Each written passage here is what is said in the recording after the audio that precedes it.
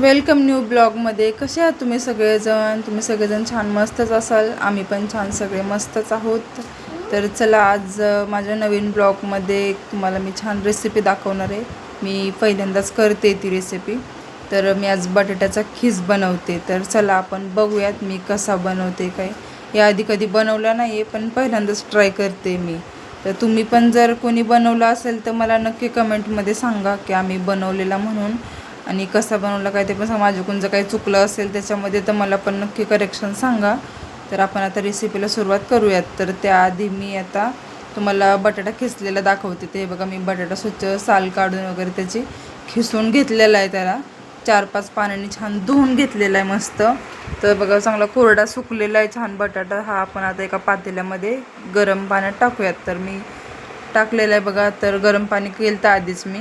तर गरम पाणी झालं की त्याच्यामध्ये बटाटा टाकलेला आहे. 70-80% शिजला. तर त्याला आपण बाहेर काढलेला आहे.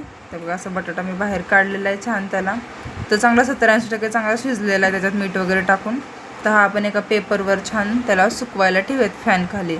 मी आता इथं पेपर असा हातरला आहे मी. त्याच्यावर आता मी सुकवते. थोडा चाळणे त्या झाऱ्याने काढू थोडं टाकते मी. ते बघा, मी असं पसरवते थोडंसं. कधी केलं नव्हतं याआधी, पण पहिल्यांदाच केलेलं आहे. बघा, शंभू पण मध्ये करतोय. त्याला पण तो आवडला, भरपूर शिजलेला आहे थोडासा. आणि त्यात मीठ पण टाकलेलं आहे त्याच्यामुळे हलवलं आणि जमतं त्याला, छान आवडतोय. पण त्या चव पण चांगली लागते. आमचा कॅमेरा खूप जास्त हलतोय कारण आज पिऊला कॅमेरा दिला आहे मी पकडायला. माझ्याकडं तर सध्या काय पकडायचं ठेवायसाठी काहीच नव्हतं सध्या या जागेवरती.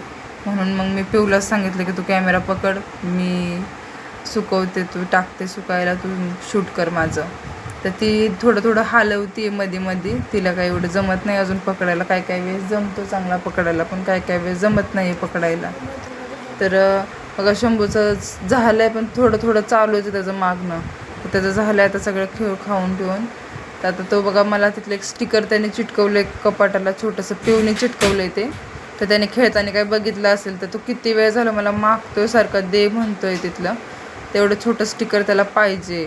तर मी त्याला आता स्टिकर ते देते, कारण तो काम काय मला करून देत नाही बिलकुलच. काम करून द्यायचं तर मग मला भांडी पण भरपूर पडलेत माझी, 4-5 मोठे भांडी पडलेत इथं. त्याच्यामुळे ह्याला स्टिकर देते मी. आता त्याला स्टिकर दिले, तो नादी लागून जरा खेळन त्याच्याशी, म्हणजे मग मला पण काम करता येईल. कपडे सुकवायला घालायचेत मला. तर पिऊ म्हणली मी छोटे कपडे सुकवायला घालते. ती पण माझी छोटी कामं करते आता. ती उन्हाळ्यात घरी बसल्यावर काही ना काही करत असते. तशी झाडं वगैरे थोडेसे लावलेत मी. माझी बरीच झाडं सुकून गेलीत गावाला गेल्यामुळे.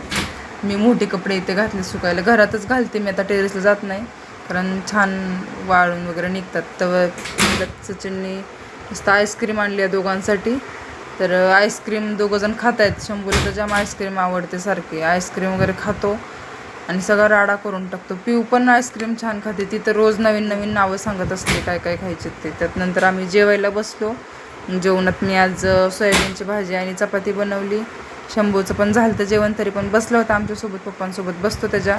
तर चला फ्रेंड, आज आपण हा ब्लॉग आज इथेच एंड करू. Bye friends.